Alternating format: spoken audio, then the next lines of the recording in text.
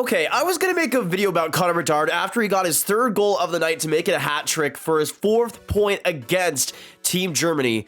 But lo and behold, before the second period ended, Connor Bedard would get another couple of assists to make it a 6-point night. First up, we got this great play in the first period. 7 minutes in, 0-0, Canada on the power play. Owen Zellweger comes up the rush, gives it right to Bedard, and those silky mitts right over to Gunther for the 1-0 tally. Then we have this absolute beauty, 2-1 Canada. Stankoven able to reach around and get Bedard, and on the rush, he absolutely snipes it on the breakaway to get his first of the game. But Bedard was not done. After this wacky one-time whiff by Stankoven, it goes right to him, and he puts it home for the 4-1 goal. And next up, of course, here comes the Hats on the power play. A great pass by Zellweger, and Connor Bedard connects for the absolute snipe.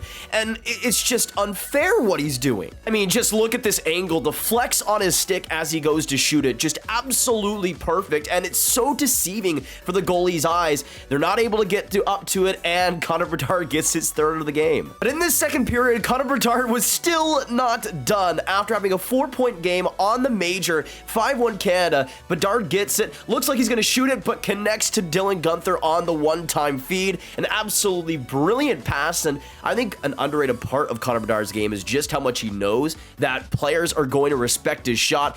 So he goes for the shot attempt, fakes it out, gives it to Gunther for a pretty easy goal. Connor Bedard didn't just get a hat trick, he also got a hat trick assist here, getting on the Dylan Gunther connection 3 separate times. Again, looking to go for the shot just slightly, and that opens up the feed to Gunther, who has a wide open cage to pot it home. And again, just that deception on Connor Bedard's play, it's just wonderful to watch. And it just shows how unstoppable Connor Bedard can be, especially on the man advantage. But when he's open, when he's given teammates that can put him his rebounds and open the space up for him, he can do so much on tight end skill. He can beat you in any way one-on-one, and especially when he's in that slot around the goaltender, there's almost no chance you're going to be stopping any of his shots. Now, to truly show you just how ridiculous Connor Bedard has been, let's just take a look at his World Junior history. Just the U20s by itself, he's been absolutely phenomenal. And when you tally up every single point he's gotten so far, which of course now would be 7 points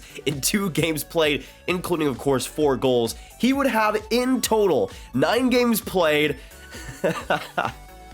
8 goals, and on top of that would have 7 assists, 15 points. 15 points in 9 games played at the U20 level, and he doesn't turn 18 until July 17th. And the thing is, I'm recording this during the second intermission. Connor Bedard could get more points, more goals in the third by the time I even post this video. That is how crazy Connor Bedard has been. But at 17 years old, after this game at the very least, he'll be up to 4 goals.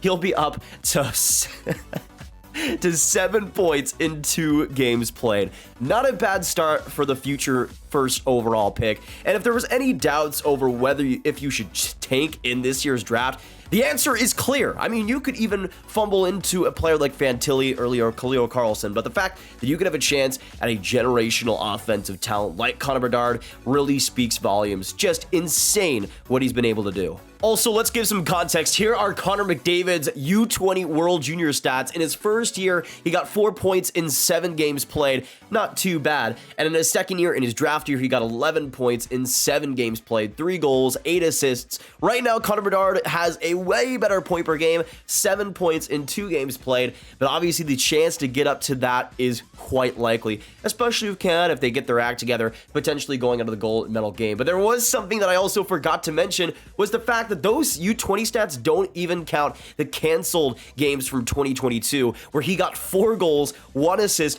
5 points in 2 games played. So if we put everything together, that would mean Connor Bedard has had a whopping 12 goals and 20 points 20 points in 11 U20 World Junior Championship games. And again, he doesn't turn 18 until next July. But Connor Bedard is here, and he will be here to stay. And I think almost every NHL team that's in the lower half should absolutely be tanking at the chance to go after him. I mean, I have a feeling that he might go in the Pacific Division, but wherever he goes, whatever division he might go into, I'm so sorry to the teams he has to face up against. But that's going to be it for today, guys. Thank you so much for tuning in. If you did enjoy, hit that like button, hit that subscribe button, hit that notification bell for more breakdowns just like this. Of course, comment down below, what are your thoughts on Connor Bedard being as good as Connor Bedard has been? And let me know, who do you think gets Connor Bedard in the draft in 2023? And what are your thoughts on his World Juniors so far? Of course, share the video with your friends, get the Connor Bedard hype out there, and I will see you in the next video or stream.